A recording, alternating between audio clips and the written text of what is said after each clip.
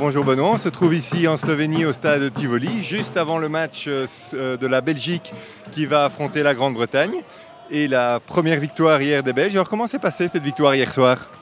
Tendu, on a cru que le scénario allait se répéter par rapport au match de la veille. J'avoue que quand ils sont revenus, on a eu du mal, mais on a continué à être derrière eux.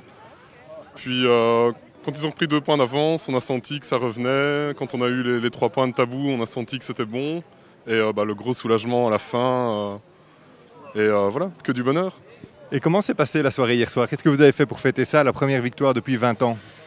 Très très bien, d'abord à la Belgian House, qui est une initiative géniale où on se retrouve tous après les matchs, où on boit un verre, on a un patron de café super sympa, qui est aux petits soins pour nous.